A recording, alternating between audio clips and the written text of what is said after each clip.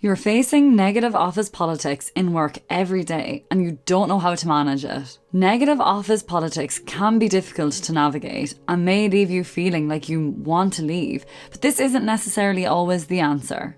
In today's video, I'll be giving you 5 steps that you can follow to manage negative office politics. Let me know in the comment section below if you've experienced this before by commenting "I have." And make sure to stick around until the end of the video where I'll be sharing my bonus step that will help you manage negative office politics more effectively. Everything I talk about in this video will be linked in the description box below, including my free goal setting template, so make sure to download your copy today. Hey everyone, I'm Aisling and welcome to my YouTube channel. If you're new here, I'm a career and mindset coach and my channel is all about helping you create and maintain a positive mindset, build actionable steps and be held accountable to achieve your career and life goals. If you're interested in more videos like this one, be sure to subscribe and click the notification bell to be notified when I upload new videos to stay updated. And don't forget to like this video, it helps my channel reach more people like you.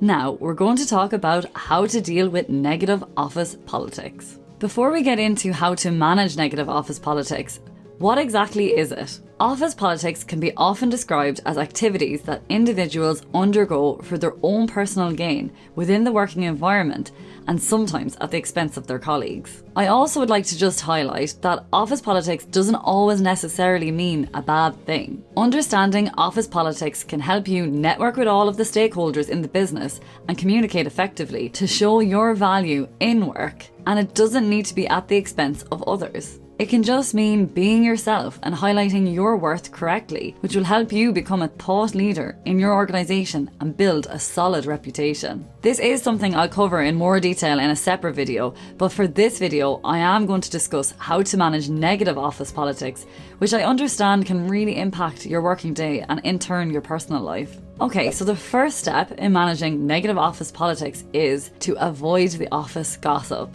If there is something going on and someone has done something to upset you, such as pass off your work as their own or not give you the credit you deserve, for example, do not go and start giving out about it to anyone who will listen.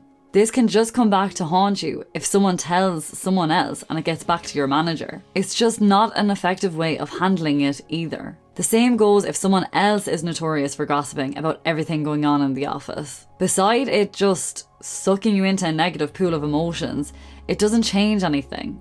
Again, here you could then potentially get the blame for something that was said and really just won't lead to anything positive. Rather than giving out about the topic or situation that's bothering you, is there someone that you can speak to in a strategic way? For example, if someone took your work or didn't give you credit, can you speak to them and say, would it be possible to include my name? Can you maybe speak to the person that the work was submitted to? Maybe you can just drop a note and say you heard that they received your presentation and if they had any questions at all, just to let you know and you'd be happy to go through it with them. It's not always easy, but plan a solution rather than just being frustrated and angry about it and getting caught in this negative circle of emotions. It's always best to do something about it in a positive way, which brings me on to step 2. Focus on your own work, productivity and output. No matter what's going on around you in terms of who is speaking to who's building that relationship, who has a better impression of a colleague, etc. Don't focus on this. Focus on yourself. Are you completing all of your work to the highest standard?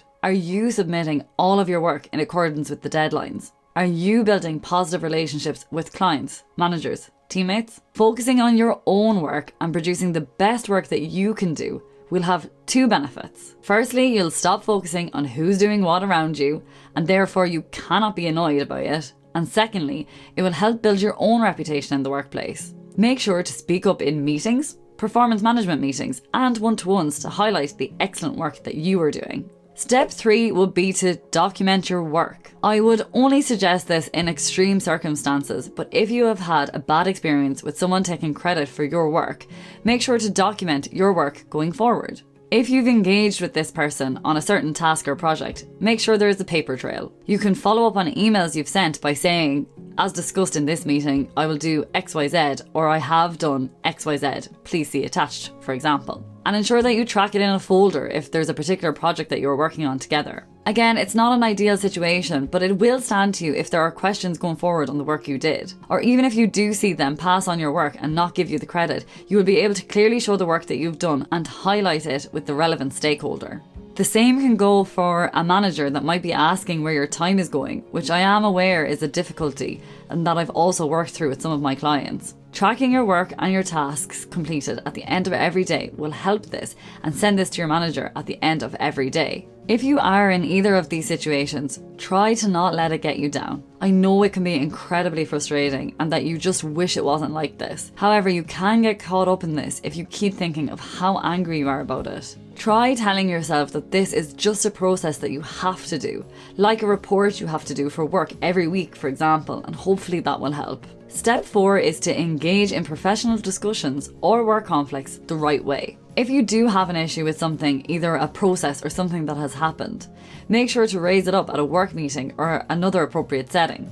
Rather than give out about it and leave it as it is or quietly let it eat you up, try broach the topic with the appropriate person that can help resolve this issue. Not only will it stop you feeling annoyed or angry, but it will also improve your reputation in the company. When broaching the topic, be professional and don't be complaining. Do your preparation before the discussion. List the issue that you are facing and come prepared with solutions on how to tackle the issue that is coming up. Have evidence of how it's not working and tackle each point strategically. This will help build your reputation in work as a thought leader and potentially help get a resolution for everyone faster. Step 5. If there is a serious conflict in work or very serious negative office politics going on that is borderline bullying in work, then it does need to be reported. For example, if you are being ruled out for promotions in work because of an unfair process, such as a friend of the hiring manager was promoted or hired instead of you, then you do need to speak up. If you notice gossip or words that are spoken turning more into bullying than it is a chat, this also needs to be reported. You should never feel unsafe in work, and that is really important to note. Speak to HR or the necessary manager to get this dealt with. This is vital for workplace safety and security. If you're finding this video beneficial, hit the like button, subscribe for more videos and comment yes below. And now for my bonus step. Be the positive one in the organisation and spread that positivity where you can. Talk about good things and all of the good aspects of work and life. If someone is dragging you down and making you feel negative, then actively stay away from them. How do you do this? If there is some constant complaining or something that you don't want to engage with, just say, "I hope you don't mind, but I'd rather not talk about that right now," and walk away. Or change the topic to something positive. You can even say, "Let's not be consumed by this topic. Are you up to anything this evening?" Remember, positivity is infectious, so being positive where you can will not only help your mind frame and help you think more positively, but will also help others around you. Make sure to click the link in the description box below to download your free goal setting template. Also, if you enjoyed this video, make sure to check out these videos on screen. Thanks for watching and see you in my next video.